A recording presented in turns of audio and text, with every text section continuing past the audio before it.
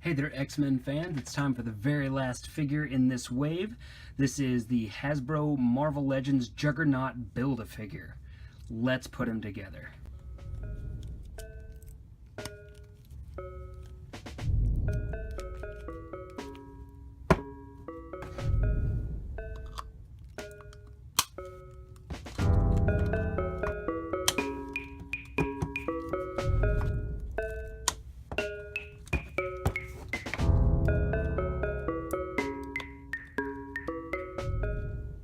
Here is Juggernaut all put together, and I've got him posed with the smallest and largest figure in this wave, and you can see he just totally outclasses them. He is monstrous. This is a big figure. My goodness. In terms of size, he comes in at above 8.5 inches tall. Very big figure. Yeah, I like this guy. So the sculpting on this guy is great. The bands on his arms all look really good down to his fists. The belt texture is excellent. The helmet looks great. They did a really nice job, and you can see it's painted in a maroon color, and then it has like a black wash over it to really bring out that sort of aged, worn look to the metal. Very cool. The boots have very nice texturing on them as well, and do have sculpted ridges around the sides of them, on the soles, but not in the center, unfortunately. But he does have a peg hole, so if you want to put him in running poses, that'll help you there. Pretty clean paint apps in between. The big thing that I noticed, though, is that this is a much more vibrant red than is here in the middle. This is molded in this plastic color, and this is painted, and you can tell a difference. It's not super bad, and it may be exacerbated by my lights, but I can definitely notice it. Overall, though, the paint apps are pretty clean. You get a little bit of smudging like here and there, but yeah, it's not too bad. If they really wanted to add some paint to this guy, a little bit on the arms to bring out those the muscles and everything, a little airbrushing would have gone a long way, but he still looks really good, and he looks aesthetically like he fits with the rest of the line. In terms of articulation, we do have a very nice ball jointed head. It's a little hindered by the mask, but just on its own you can see how much range he gets with everything, which is very cool. And then it's also on a hinge, so you can push him looking far up in the air, and also about that far down, which is cool because he can look down at other characters. Oh no! But then also, if he's running, you can push his head forward, and it still, maintains that forward look, which is very cool. I like that a lot. Swivel hinges in the shoulders are on a bit of a ratchet. You can see it click as it goes around, and then it goes out to about there. Pretty nice. I like it. And then we have swivels above the biceps muscle. These are floating pieces, by the way, which makes me wonder if this body's going to be reused for a Hulk pretty soon or something like that. I mean, it's a massive body. I think it would work great for Hulk.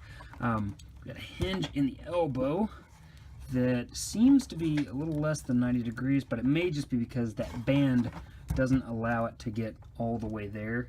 I think the band, is bumping it from hitting, so the joint itself is designed fine, I believe, but the band is keeping it from going all the way to a full 90 degrees, but it gets very close.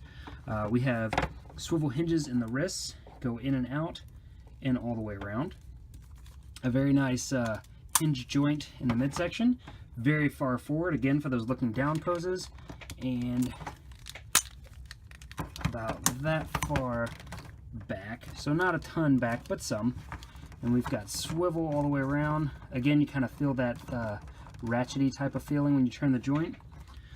His hips go forward to about there. And then it's blocked a little bit by the size of the muscles. Back, it's blocked by the butt. We have nice swivels right here. We have single hinges in the knees. And unfortunately, we have no swivel in the calf.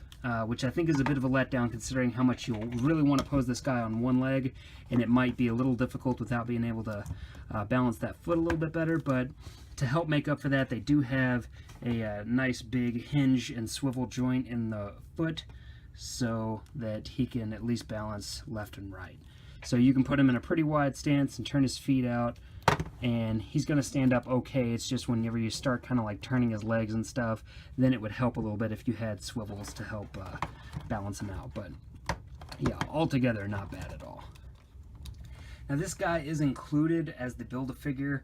Altogether, he makes up, I don't know, maybe $2 to $5 on each action figure. So for 6 figures to put him together, I would say he's about maybe a $30 figure, which puts him above the Marvel Select Juggernaut, which you would pay for him. But I can see where that money's going. I mean, this guy is a very cool action figure. I don't think he's I would say, like, as a bonus, you know, to the rest of the wave, he definitely is a good value. If you were going to buy it on his own for 30 bucks, you'd expect, you know, some accessories, a base, you know, something else cool, maybe a little bit more articulation in the calf, as I always say. But on its own, I think this is a really nice action figure. I love the scale. Some people are definitely going to say that he's too big. I know they always do. But, I mean, just think about how great this figure is going to look with the Colossus they just announced, even in his sillier modern costume. I think this is an easy buy for the whole wave. I mean, you get a lot of great X-Men characters that, you know, you don't expect to get. You know, Kitty Pryde and Havoc. I didn't see them coming around again anytime soon. So this is a pretty cool set. And I would say that value-wise, he's definitely worth getting all 6 figures out of the line. And then, of course, you're going to get Deadpool just because he's an awesome figure. So, yeah. If you have any questions about this guy, feel free to throw them in the box below. I'd be glad to answer anything about him. If you want to see more Marvel Legends reviews, I'll have them coming as soon as they have more to share. So, thanks for showing up. I really appreciate your view, and I will talk to you later. Bye.